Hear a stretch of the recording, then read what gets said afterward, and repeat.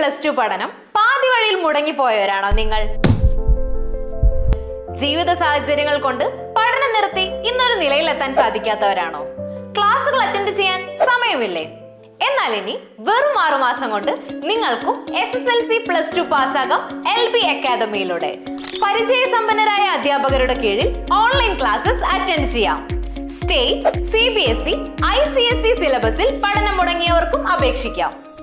PSC, UPSC, Kerala government, കേന്ദ്ര government അംഗീകൃത SSLC +2 നിങ്ങൾക്ക് നേടിയെടുക്കാം. LB academy online classes Palathingal building, Petta junction, Ernakulam. Study centre Kayyur, Pala, Kottayam. 9495808055 9207197379. വിഷമിക്കേണ്ട ഒരു ആവശ്യമില്ല. കാരണം നിങ്ങൾക്ക് ഒരു ബെറ്റർ ചാൻസിന് മുമ്പിലോട്ട് വരികയാന്ന് വിചാരിക്കുക. ഇപ്പൊ കിട്ടിയിരിക്കുന്ന മാർക്കിനേക്കാളും നല്ലൊരു പെർസെന്റേജ് മാർക്കോട് കൂടി നിങ്ങൾക്ക് ആ ഒരു വിഷയം, നിങ്ങൾ ഏത് വിഷയത്തിനാണോ ഫെയിൽ ആയി പോയിരിക്കുന്നത് ആ വിഷയം നല്ലൊരു മാർക്കോട് കൂടി നിങ്ങൾക്ക് പാസ്സാകാനായിട്ട് സാധിക്കും. അത് നിങ്ങൾ നോക്കിയെങ്കിൽ മാത്രമേ നടക്കത്തുള്ളൂ. അത് ഫെയിൽ ആയി പോയി എന്ന് പറഞ്ഞ് വിഷമിച്ചിരിക്കുകയല്ല ചെയ്യേണ്ടത്. അതിന് വേണ്ടിയിട്ട് അടുത്ത നെക്സ്റ്റ് പരീക്ഷയ്ക്ക് വേണ്ടിയിട്ട് ഞാൻ നന്നായിട്ട് പഠിക്കും, ആ സബ്ജക്റ്റിന് നല്ലൊരു മാർക്ക് ഞാൻ വാങ്ങിക്കും എന്ന വാശോട് കൂടി അടുത്ത പരീക്ഷയ്ക്ക് വേണ്ടിയിട്ട് നിങ്ങൾ തയ്യാറെടുക്കുക. എല്ലാവർക്കും നമസ്കാരം. LB അക്കാദമി ഓൺലൈൻ ക്ലാസിന്റെ പുതിയൊരു വീഡിയോയിലേക്ക് എല്ലാവർക്കും സ്വാഗതം. അപ്പോൾ ഇന്ന് വന്നിരിക്കുന്ന നമ്മുടെ NIOS 2024 ഒക്ടോബറിൽ പരീക്ഷ എഴുതിയിട്ടുള്ള എല്ലാ NIOS +2 വിദ്യാർത്ഥികളുടെ റിസൾട്ടും NIOS ഒഫീഷ്യൽ വെബ്സൈറ്റിൽ പ്രസിദ്ധീകരിച്ചു കഴിഞ്ഞിരിക്കുന്നു അല്ലെ. അപ്പൊ നിങ്ങൾ എല്ലാവരും നിങ്ങളുടെ റിസൾട്ട് ചെക്ക് ചെയ്തിട്ടുണ്ടെന്ന് വിചാരിക്കുന്നു. ഇനിയും ആരെങ്കിലും റിസൾട്ട് നോക്കാനായിട്ട് ഉണ്ടെങ്കിൽ നമ്മുടെ ഈ ഒരു വീഡിയോയുടെ ഡിസ്ക്രിപ്ഷൻ ബോക്സിൽ ലിങ്ക് കൊടുത്തേക്കാം. അപ്പൊ ആ ഒരു ലിങ്ക് വഴി നിങ്ങളുടെ ആ ഒരു റിസൾട്ട് നിങ്ങൾ പരിശോധിക്കാനായിട്ട് പ്രത്യേകം ശ്രദ്ധിക്കുക. അപ്പോൾ ഇന്ന് വന്നിരിക്കുന്നത് നമുക്കറിയാം, റിസൾട്ട് നോക്കുന്ന സമയത്ത് നിങ്ങളുടെ റിസൾട്ടിൽ SYC, SYCT, SYCP, IMPR ഇങ്ങനെ കുറെ ടേംസ് കാണാനായിട്ട് സാധിക്കുന്നുണ്ട് അല്ലെ. അപ്പൊ ഇത് എന്തിനാണ് സൂചിപ്പിക്കുന്നത് എന്നുള്ളതും ഈ ഒരു വീഡിയോയിൽ പറയുന്നുണ്ട്. അതോടൊപ്പം തന്നെ നിങ്ങളുടെ പാസ്സായ സ്റ്റുഡൻസിന്റെ പെർസെന്റേജ് എപ്രകാരമാണ് കാൽക്കുലേറ്റ് ചെയ്യേണ്ടത് എന്നുള്ളതും ഇന്നത്തെ ഈ ഒരു വീഡിയോയിൽ നമ്മൾ ഉൾക്കൊള്ളിച്ചിട്ടുണ്ട്. അപ്പൊ വീഡിയോ സ്കിപ്പ് ചെയ്യാതെ ഫുള്ളായിട്ട് കാണാനായിട്ട് ശ്രദ്ധിക്കുക. എന്തെങ്കിലും സംശയങ്ങളോ കാര്യങ്ങളോ ഉണ്ടെങ്കിൽ കമന്റ് ബോക്സിൽ കമന്റ് ആയിട്ട് രേഖപ്പെടുത്തുക. അതുപോലെ തന്നെ വാട്സപ്പിൽ മെസ്സേജ് അയക്കാനായിട്ട് പ്രത്യേകം ശ്രദ്ധിക്കുക. ഓക്കെ, അപ്പൊ നമ്മുടെ 2025 ഒക്ടോബർ ബാച്ചിലേക്കുള്ള NIOS SSLC +2 കോഴ്സുകളിലേക്കുള്ള admission LB academy online class നടന്നുകൊണ്ടിരിക്കുകയാണ്. ലോകത്ത് എവിടെയുള്ളവരാണെങ്കിലും നിങ്ങളുടെ മുടങ്ങിപ്പോയ SSLC അല്ലെങ്കിൽ +2 ഒക്കെ നിങ്ങൾ NIOS വഴി കംപ്ലീറ്റ് ചെയ്യാൻ ആഗ്രഹിക്കുന്നവരാണെങ്കിൽ ഉടൻ തന്നെ സ്ക്രീനിൽ കാണുന്ന നമ്പറിൽ കോൺടാക്ട് ചെയ്യുക. നിങ്ങളുടെ SSLC +2 എത്രയും പെട്ടെന്ന് തന്നെ നിങ്ങൾ പൂർത്തീകരിക്കാനായിട്ട് ശ്രദ്ധിക്കുക. അപ്പൊ നമുക്ക് കാര്യങ്ങളിലേക്ക് കിടക്കാം. നിങ്ങളുടെ റിസൾട്ട് ചെക്ക് ചെയ്യുന്ന സമയത്ത് നിങ്ങൾക്ക് കാണാനായിട്ട് സാധിക്കുന്നുണ്ട് അല്ലെ, SYC, SYCP, SYCT, IMPR എന്നുള്ളതൊക്കെ അല്ലെ. അപ്പൊ ആദ്യം തന്നെ നമുക്ക് SYC എന്നാൽ എന്താണെന്നുള്ളത് നോക്കാം അല്ലെ. SYC സാധാരണ രീതിയിൽ നമുക്ക് തിയറി മാത്രം, ഇപ്പൊ ഒരു സബ്ജക്ട് പറയുകയാണെങ്കിൽ ഇംഗ്ലീഷ് എന്ന് പറയുന്ന സബ്ജക്ട് നമുക്ക് തിയറി എക്സാം മാത്രമേ ഉള്ളൂ അല്ലെ, പ്രാക്ടിക്കൽ ഇല്ല. സോ അതുകൊണ്ട് തന്നെ ആ റിസൾട്ട്, അതായത് നമ്മുടെ റിസൾട്ടിൽ നമ്മൾ ഇംഗ്ലീഷ് എന്ന് പറയുന്ന സബ്ജക്ട് ഫെയിൽ ആയി കഴിഞ്ഞാൽ അതിന്റെ നേരെ എന്തായിരിക്കും കാണിക്കുക, SYC എന്നായിരിക്കും. അതായത് തിയറി സബ്ജക്ട് മാത്രമായിട്ടുള്ള കേസ് ആണെങ്കിൽ അവിടെ SYC എന്ന് കാണിക്കും. അതിന്റെ അർത്ഥം എന്താണ്, നമ്മൾ ആ സബ്ജക്റ്റിന് ഫെയിൽ ആയി എന്നാണ് അർത്ഥമാക്കുന്നത്. ഇനിയിപ്പോ ഹിസ്റ്ററി അല്ലെങ്കിൽ പൊളിറ്റിക്കൽ സയൻസ് ഇങ്ങനെയുള്ള വിഷയങ്ങൾ എടുത്തു കഴിഞ്ഞാലും നിങ്ങൾക്ക് ആ സബ്ജക്ട് ഫെയിൽ ആണെങ്കിൽ അതിന് നേരെ SYC എന്നായിരിക്കും കാണിക്കുക. മനസ്സിലായോ? ഇനി SYCP എന്ന് പറഞ്ഞു കഴിഞ്ഞാൽ ഈ P എന്ന ഡിനോട്ട് എന്ന് വെച്ചാൽ പ്രാക്ടിക്കൽ ആണ് കേട്ടോ. അപ്പൊ ഇതിന്റെ അർത്ഥം എന്താണ്, SYCP, അതായത് SYCയുടെ കൂടെ ഒരു Pയും കൂടെ വന്നിരിക്കുകയാണ്. അതെന്താ മനസ്സിലാക്കേണ്ടത്, പ്രാക്ടിക്കൽ ആണ് നിങ്ങൾ അവിടെ ഫെയിൽ ആയിരിക്കുന്നത്. അപ്പൊ പ്രാക്ടിക്കൽ ഫിസിക്സ്, കെമിസ്ട്രി, മാത്സ്, 10ാം ക്ലാസ്സിന്റെ ആണെങ്കിൽ മാത്സ്, സയൻസ് ആൻഡ് ടെക്നോളജി ഇങ്ങനെ കുറെ, അല്ലെങ്കിൽ ഡേറ്റ എൻട്രി, ഓപ്പറേഷൻ ഇങ്ങനെയുള്ള സബ്ജക്റ്റുകൾക്കൊക്കെ പ്രാക്ടിക്കൽ ഉണ്ട് അല്ലെ. അപ്പൊ പ്രാക്ടിക്കൽ ഉള്ള വിഷയത്തിന്റെ നേരെ, അല്ലെങ്കിൽ പ്രാക്ടിക്കലുള്ള വിഷയങ്ങൾ നിങ്ങൾ ഏതെങ്കിലും ഒക്കെ ഫെയിൽ ആയിട്ടുണ്ടെങ്കിൽ അതിന് നേരെ SYCP കാണിച്ചിട്ടുണ്ടാവും. അതിന്റെ അർത്ഥം എന്താണ്, അവിടെ നിങ്ങൾ തിയറി എക്സാം എഴുതേണ്ട ആവശ്യമൊന്നുമില്ല. SYCP കിട്ടിയിരിക്കുന്ന കുട്ടികൾ ശ്രദ്ധിക്കുക, നിങ്ങൾ പ്രാക്ടിക്കൽ വിഷയത്തിനാണ്, നിങ്ങൾ ആ സബ്ജക്റ്റിന്റെ പ്രാക്ടിക്കൽ വിഷയത്തിനാണ് നിങ്ങൾ ഫെയിൽ ആയി പോയിരിക്കുന്നത്, അല്ലെങ്കിൽ നിങ്ങൾ പരാജയപ്പെട്ടു പോയിരിക്കുന്നത്. അപ്പൊ ആ ഒരു സബ്ജക്റ്റിന്റെ പ്രാക്ടിക്കൽ എക്സാമിനേഷൻ മാത്രം നിങ്ങൾ എഴുതി പാസ്സാകാനായിട്ട് നോക്കാം. ഇനി SYCT എന്ന് കാണിച്ചു കഴിഞ്ഞാൽ T ആണ് നമുക്ക് SYCയുടെ കൂടെ വന്നിരിക്കുന്നത്. T എന്ന് പറഞ്ഞു കഴിഞ്ഞാൽ തിയറിയാണ് സൂചിപ്പിക്കുന്നത് കേട്ടോ, തിയറിയാണ്. അപ്പൊ ആ സബ്ജക്റ്റിന്റെ തിയറി എക്സാമിനേഷൻ ആണ് നിങ്ങൾ എന്ത് ചെയ്തിരിക്കുന്നത്, ഫെയിൽ ആയി പോയിരിക്കുന്നത്. ഓക്കെ, അപ്പൊ തിയറി എക്സാമിനേഷന് ഫെയിൽ ആകുമെന്ന് പറഞ്ഞു കഴിഞ്ഞാൽ SYCT ആയിരിക്കും കാണിക്കുന്നത്. ഇങ്ങനെയുള്ള ഒരു സിറ്റുവേഷൻ വരുമ്പോൾ പ്രിയ വിദ്യാർത്ഥികൾക്കിടയിൽ ചില സംശയം നിലനിൽപ്പുണ്ടാവും. അതായത് മിസ്സേ ഫിസിക്സിന്റെ നേരെ അല്ലെങ്കിൽ പ്രാക്ടിക്കൽ ഉള്ള വിഷയങ്ങളുടെ നേരെ SYCT കാണിച്ചു കഴിഞ്ഞാൽ പ്രാക്ടിക്കലും അതുപോലെ തന്നെ തിയറിയും ആ സബ്ജക്റ്റിന്റെ പരീക്ഷ എഴുതണമെന്ന് ചോദിക്കുന്നുണ്ട് ചില വിദ്യാർത്ഥികൾ. അപ്പൊ നിങ്ങൾ ശ്രദ്ധിക്കുക, SYCT എന്നുള്ള രീതിയിൽ പ്രാക്ടിക്കൽ ഉള്ള വിഷയത്തിന് നേരെ കാണിക്കുകയാണെങ്കിൽ നിങ്ങൾ എന്താ മനസ്സിലാക്കേണ്ടത്? അവിടെ നിങ്ങൾ പ്രാക്ടിക്കൽ അറ്റൻഡ് ചെയ്യാനായിട്ടോ അല്ലെങ്കിൽ ആ സബ്ജക്റ്റിന്റെ PCP ക്ലാസ് അറ്റൻഡ് ചെയ്യാനായിട്ടോ ഒന്നും പോകേണ്ട ആവശ്യമില്ല. തിയറി എക്സാമിനേഷന് വേണ്ടിയിട്ട് മാത്രം നിങ്ങൾ പഠിക്കുക. അതിന്റെ ഇടയിൽ പ്രാക്ടിക്കൽ ഫെയിൽ ആണോ എന്നൊന്നും നോക്കാൻ പോകേണ്ട ആവശ്യമില്ല. SYCT കണ്ടു കഴിഞ്ഞാൽ അപ്പൊ തന്നെ മനസ്സിലാക്കിക്കോളാം ആ വിഷയത്തിന്റെ തിയറി എക്സാമിനേഷൻ ആണ് ഞാൻ ഫെയിൽ ആയിരിക്കുന്നത്. അപ്പൊ അത് വരാൻ പോകുന്ന എക്സാമുകൾക്ക് അല്ലെ വരാൻ പോകുന്ന എക്സാമിനേഷൻ അപ്ലൈ ചെയ്തിട്ട് നല്ല രീതിയിൽ പഠിച്ച് ആ ഒരു സബ്ജക്റ്റ് എഴുതിയെടുക്കാനായിട്ട് ശ്രദ്ധിക്കുക. ഇനി അടുത്താണ് IMPR. ഇപ്പൊ IMPR എന്ന് പറയുന്നത് വേണമെങ്കിൽ നിങ്ങൾക്ക് ഇംപ്രൂവ് ചെയ്യാവുന്നതാണ്. അതിന്റെ അകത്ത് IMPR വന്നിട്ടുള്ള സ്റ്റുഡൻസ് ഒരുപാട് ആൾക്കാരുണ്ട്. അപ്പൊ അവരൊക്കെ എന്നെ വിളിച്ച് ചോദിക്കുന്നുണ്ട്, മിസ്സേ IMPR വന്നു കഴിഞ്ഞിട്ടുണ്ട് അവിടെ എന്താ ഞങ്ങൾക്ക് ഹയർ സ്റ്റഡീസിന് ജോയിൻ ചെയ്യാൻ പറ്റത്തില്ലേ, ഞങ്ങൾ ഫെയിൽ ആയി പോയെന്നാണോ അതിന്റെ അർത്ഥം, ഇനി വേറെ സർട്ടിഫിക്കറ്റ് ഞങ്ങൾക്ക് വരുമോ, എന്തെങ്കിലും പ്രശ്നം ഉള്ളത് കൊണ്ടാണോ അങ്ങനെ കാണിക്കുന്നതെന്നൊക്കെ ചോദിക്കുന്നുണ്ട്. യാതൊരു ടെൻഷനും നിങ്ങൾക്ക് വേണ്ട.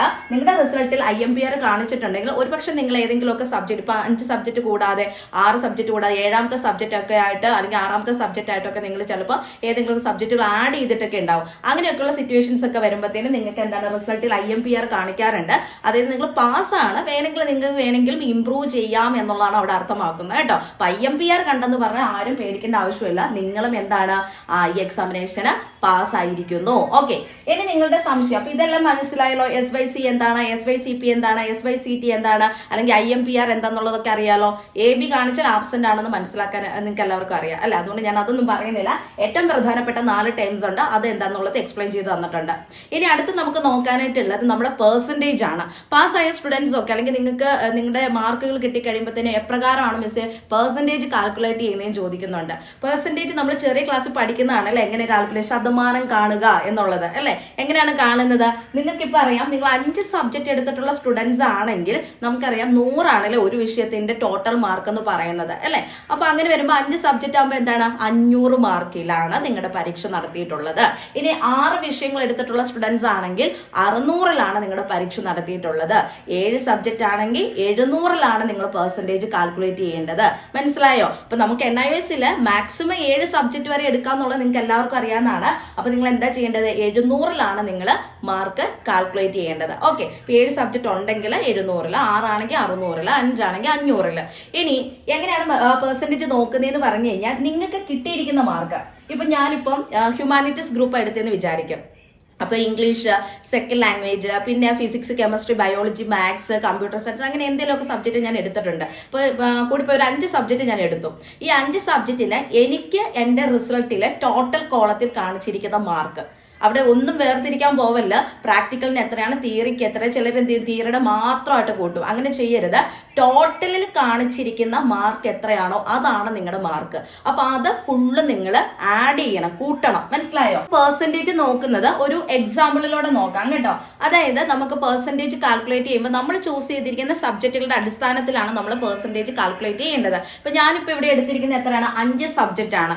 ഓരോ സബ്ജക്റ്റും 100ലാണ് മാർക്ക് എന്ന് നിങ്ങൾക്ക് അറിയാവുന്നതാണ്. 5 സബ്ജക്റ്റ് വരുമ്പോൾ എത്രയിലായിരിക്കും? 500ലാണ് നമ്മൾ കാൽക്കുലേറ്റ് ചെയ്യേണ്ടത്. ഓക്കെ, 6 സബ്ജക്റ്റ് ഉള്ളവരാണെങ്കിൽ 600 വേണം എടുക്കാനായിട്ട്. 7 സബ്ജക്റ്റ് ആണെങ്കിൽ 700ലാണ് നമ്മൾ മാർക്ക് കാൽക്കുലേറ്റ് ചെയ്യേണ്ടത്. ഇപ്പൊ ഞാനിവിടെ എടുത്തിരിക്കുന്ന സബ്ജക്ട് കോമ്പിനേഷൻ അനുസരിച്ച് 1ാമത്തെ സബ്ജക്ട് ഇംഗ്ലീഷ്, എനിക്ക് കിട്ടിയിരിക്കുന്ന ടോട്ടൽ മാർക്കിന്റെ കോളത്തിൽ കൊടുത്തിരിക്കുന്ന 56 മാർക്കാണ്. സോ ഞാൻ 56 എഴുതി. സെക്കൻഡ് ഹിന്ദി 38 മാർക്ക്, ഫിസിക്സ് 36, അങ്ങനെ ഞാൻ 5 വിഷയം. അപ്പൊ എനിക്ക് എത്രയിലാണ്? 500ലാണ് ഞാൻ പെർസെന്റേജ് നോക്കേണ്ടത് കേട്ടോ. അപ്പൊ നോക്കിയപ്പോ എനിക്ക് 240 മാർക്കാണ് കിട്ടിയിരിക്കുന്നത്. ആകെ എനിക്ക് കിട്ടിയിരിക്കുന്ന മാർക്ക് 240. ഞാൻ എഴുതി വാങ്ങിച്ചിരിക്കുന്ന മാർക്ക് 240 മാർക്ക്. ആ 240നെ നമ്മൾ എന്ത് ചെയ്യുകയാണ്? നമുക്ക് എത്ര സബ്ജക്റ്റ് ഉണ്ട്? 5 സബ്ജക്റ്റ് 500ലാണ്. അപ്പൊ 240 ഭാഗം 500. അപ്പൊ എന്ത് ചെയ്യണം? കിട്ടിയിരിക്കുന്ന മാർക്കിനെ എത്ര സബ്ജക്റ്റുകളാണോ ഉള്ളത് അതിന് 5 ആണെങ്കിൽ 500 വെച്ച്, 6 ആണെങ്കിൽ 600 വെച്ചിട്ട് അത് വെച്ചിട്ട് നമ്മൾ എന്ത് ചെയ്യണം? ഹരിക്കണം അല്ലെ, ഡിവൈഡ് ചെയ്യണം. അപ്പൊ 240നെ 500 കൊണ്ട് നമ്മൾ ഹരിച്ചപ്പോൾ നമുക്ക് എത്ര കിട്ടി? 0.48 എന്ന് കിട്ടി. ആ കിട്ടിയ ഉത്തരത്തിനെ 100 കൊണ്ട് നമ്മൾ എന്ത് ചെയ്യണം? ഗുണിക്കണം. അല്ലെങ്കിൽ മൾട്ടിപ്ലിക്കേഷൻ ചെയ്യണം, മൾട്ടിപ്ലൈ ചെയ്യണം. മൾട്ടിപ്ലൈ ചെയ്യുമ്പോൾ നമുക്ക് കിട്ടും 48%. മനസ്സിലായോ? അപ്പൊ എനിക്ക് എത്രയാണ്? 48% എൻ്റെ മൊത്തത്തിലുള്ള ഓവറോൾ എനിക്ക് 48% മാർക്കാണ് എനിക്ക് ലഭിച്ചിരിക്കുന്നത്. മനസ്സിലായോ? ഇങ്ങനെ വേണം നമ്മൾ പെർസെൻറ്റേജ് കാൽക്കുലേറ്റ് ചെയ്യാനായിട്ട്. ക്ലിയർ ആയെന്ന് വിചാരിക്കുന്നു. 6 സബ്ജക്റ്റ് ഉണ്ടെങ്കിൽ 600 വേണം നമ്മൾ നോക്കാനായിട്ട് കേട്ടോ. അപ്പൊ ആദ്യമേ നിങ്ങൾക്ക് ടോട്ടലിന്റെ കോളത്തിൽ കിട്ടിയിരിക്കുന്ന മാർക്കുകളെല്ലാം എന്ത് ചെയ്യണം? നിങ്ങൾ ആഡ് ചെയ്യണം, കൂട്ടണം. ഓക്കെ, കൂട്ടിയിട്ട് നിങ്ങൾ എന്ത് ചെയ്യണം? ആ കിട്ടിയ ഉത്തരത്തിനെ എത്ര സബ്ജക്റ്റുകളാണോ നിങ്ങൾ എടുത്തിരിക്കുന്നത്, ഇപ്പൊ 5 ആണെങ്കിൽ 500, 6 ആണെങ്കിൽ 600, 7 ആണെങ്കിൽ 700, അത് വെച്ചിട്ട് നമ്മൾ ഡിവൈഡ് ചെയ്യുന്നു. ആ കിട്ടിയ ഉത്തരത്തിനെ നമ്മൾ 100 കൊണ്ട് മൾട്ടിപ്ലൈ ചെയ്യുക. എളുപ്പമായിട്ട് കണ്ടുപിടിക്കാം. അപ്പോൾ ഒന്നുകിൽ ഇപ്പൊ കാൽക്കുലേറ്റർ വേണമെന്നൊന്നുമില്ല. ഇപ്പൊ നിങ്ങളുടെ മൊബൈൽ ഫോൺ വഴി തന്നെ നമുക്ക് മൊബൈൽ ഫോൺ കാൽക്കുലേറ്റർ അവൈലബിൾ ആണ്. സോ അത് വെച്ചിട്ട് നിങ്ങൾ കാൽക്കുലേറ്റ് ചെയ്യുക. അപ്പൊ എന്തായാലും ഓരോ സ്റ്റെപ്പായിട്ട് ചെയ്യാവുള്ളൂ, അല്ല തെറ്റിപ്പോകും. അപ്പം ആദ്യമേ കൂട്ടി നോക്കുക, ആഡ് ചെയ്യുക. ആഡ് ചെയ്യുന്ന ശേഷം നമ്മൾ ആ സബ്ജക്റ്റുകളുടെ എണ്ണം വെച്ചിട്ട് നമ്മൾ അതിനെ ഡിവൈഡ് ചെയ്യുക. ഇപ്പൊ 500 വെച്ചിട്ട് ഞാൻ മുമ്പ് പറഞ്ഞല്ലോ, അതേപോലെ ഡിവൈഡ് ചെയ്യുക. ആ കിട്ടിയ ഉത്തരം എടുത്ത് ഒന്ന് എഴുതി വെച്ചതിന് ശേഷം ആ ഉത്തരത്തിനെ വേണം നമ്മൾ ഈ പറഞ്ഞ 100 വെച്ചിട്ട് നമ്മൾ മൾട്ടിപ്ലൈ ചെയ്യാൻ. അങ്ങനെ ചെയ്യുള്ളൂ. എല്ലാം കൂടെ ഒന്നിച്ച് കാൽക്കുലേറ്റർ ചെയ്യരുത്, അപ്പൊ നമുക്ക് തെറ്റിപ്പോകും. അതും ശ്രദ്ധിക്കുക. അപ്പൊ എങ്ങനെയാണ് നമ്മൾ പെർസെൻറ്റേജ് കാൽക്കുലേറ്റ് ചെയ്യേണ്ടത് കേട്ടോ. അപ്പം എന്തായാലും കാര്യങ്ങളൊക്കെ ക്ലിയർ ആയി എന്ന് വിചാരിക്കുന്നു. ഇനിയിപ്പോൾ നിങ്ങൾ ഫെയിൽ ആയി പോയിട്ടുള്ള സ്റ്റുഡൻസ് ഉണ്ടെങ്കിൽ അവർക്ക് വേണ്ടിയിട്ടുള്ള ട്യൂഷൻ ക്ലാസ്സുകൾ നമ്മൾ സ്റ്റാർട്ട് ചെയ്യുകയാണ്. അപ്പം നിങ്ങളിൽ എല്ലാവരും നിങ്ങൾക്കറിയാം ഓൺ ഡിമാൻഡ് എക്സാമിനേഷൻ എഴുതുന്നവരുണ്ട്, അതുപോലെ തന്നെ പബ്ലിക് എക്സാം എഴുതുന്ന ആൾക്കാരുണ്ടാവും അല്ലെ. രണ്ടാണെങ്കിലും നിങ്ങൾക്ക് ഇവിടെ നമ്മൾ ട്യൂഷൻസ് സ്റ്റാർട്ട് ചെയ്യുന്നുണ്ട്. അപ്പോൾ താല്പര്യമുള്ള സ്റ്റുഡൻസിന് സ്ക്രീനിൽ കാണുന്ന നമ്പറിൽ കോൺടാക്ട് ചെയ്യാൻ. നിങ്ങൾ ഏത് സബ്ജക്റ്റ് ആണോ ഫെയിൽ ആയി പോയിരിക്കുന്നത് ആ സബ്ജക്റ്റിന് നമുക്ക് LB അക്കാദമി ഓൺലൈൻ ക്ലാസ്സിൽ നിന്ന് നിങ്ങൾക്ക് ഓൺലൈൻ ആയിട്ടുള്ള രീതിയിൽ തന്നെ ക്ലാസ്സുകൾ ലഭിക്കും. ഇനി റെക്കോർഡ് ക്ലാസ്സുകൾ ആയിരിക്കത്തില്ല, കാരണം ട്യൂഷൻ എന്ന് പറയുമ്പോഴത്തേന് വളരെ കുറച്ച് ദിവസങ്ങൾ മാത്രമേ നമുക്ക് ഇനി എക്സാമിനുള്ളൂ. അത് ഓൺ ഡിമാൻഡ് ആണെങ്കിലും പബ്ലിക് എക്സാം. അപ്പോൾ റെക്കോർഡ് ക്ലാസ്സുകൾ ഞങ്ങൾ തന്നു കഴിഞ്ഞിട്ടുണ്ട്. നിങ്ങൾ റെക്കോർഡ് കണ്ടിരുന്ന് തനിയെ പഠിക്കാമെന്ന് പറഞ്ഞാൽ ബുദ്ധിമുട്ടുള്ള കാര്യം തന്നെയാണ് അല്ലേ. അതുകൊണ്ട് ലൈവായിട്ട് നമ്മുടെ ടീച്ചേഴ്സ് ഡയറക്റ്റ് വന്ന് നിങ്ങൾക്ക് ക്ലാസ്സുകൾ എടുത്തു തരും. എക്സാമിനുള്ള പോർഷൻസ് മാത്രം സെലക്ട് ചെയ്തായിരിക്കും നിങ്ങളെ പഠിപ്പിച്ചു പോകുന്നത്. അതുകൊണ്ട് തന്നെ 100% നിങ്ങൾക്ക് വിജയം ഉറപ്പാണ്. അപ്പോൾ എന്തായാലും മടിച്ചു നിൽക്കേണ്ട. സ്ക്രീനിൽ കാണുന്ന നമ്പർ കോൺടാക്ട് ചെയ്ത് ഫെയിൽ ആയി പോയ എല്ലാ സ്റ്റുഡൻസും എത്രയും പെട്ടെന്ന് തന്നെ നമ്മുടെ ഈ ഒരു ബാച്ചിൽ ജോയിൻ ചെയ്ത് ഇനി വരാൻ പോകുന്ന ഓൺ ഡിമാൻഡ് എക്സാമിനേഷൻ ആയിക്കോട്ടെ പബ്ലിക് എക്സാം ആയിക്കോട്ടെ നിങ്ങൾ നന്നായിട്ട് പഠിച്ച് നല്ലൊരു മാർക്ക് സ്കോർ ചെയ്യുക. ഇനി ഫെയിൽ ആയി പോയ സ്റ്റുഡൻസ് ആരും ഈ പറഞ്ഞ പോലെ ടെൻഷൻ ആവേണ്ടോ വിഷമിക്കേണ്ട ഒരു ആവശ്യമില്ല. കാരണം നിങ്ങൾക്ക് ഒരു ബെറ്റർ ചാൻസ് ഇനി മുമ്പിലോട്ട് വരികയാണെന്ന് വിചാരിക്കുക. ഇപ്പൊ കിട്ടിയിരിക്കുന്ന മാർക്കിനേക്കാളും നല്ലൊരു പെർസെൻറ്റേജ് മാർക്കോട് കൂടി നിങ്ങൾക്ക് ആ ഒരു വിഷയം, നിങ്ങൾ ഏത് വിഷയത്തിനാണോ ഫെയിൽ ആയി പോയിരിക്കുന്നത് ആ വിഷയം നല്ലൊരു മാർക്കോട് കൂടി നിങ്ങൾക്ക് പാസ്സാകാനായിട്ട് സാധിക്കും. അത് നിങ്ങൾ നോക്കിയെങ്കിൽ മാത്രമേ നടക്കത്തുള്ളൂ. അത് ഫെയിൽ ആയി പോയി എന്ന് പറഞ്ഞ് വിഷമിച്ചിരിക്കുക അല്ല ചെയ്യേണ്ടത്. അതിന് വേണ്ടിയിട്ട് അടുത്ത നെക്സ്റ്റ് പരീക്ഷയ്ക്ക് വേണ്ടിയിട്ട് ഞാൻ നന്നായിട്ട് പഠിക്കും, ആ സബ്ജക്റ്റിന് നല്ലൊരു മാർക്ക് ഞാൻ വാങ്ങിക്കും എന്ന വാശയോടുകൂടി അടുത്ത പരീക്ഷയ്ക്ക് വേണ്ടിയിട്ട് നിങ്ങൾ തയ്യാറെടുക്കുക. അപ്പോൾ നിർത്തുന്നു. NIVS സംബന്ധിച്ചിട്ടുള്ള പുതിയ ഇൻഫർമേഷൻസുമായി നെക്സ്റ്റ് വീഡിയോയിൽ കാണാം. Thank you.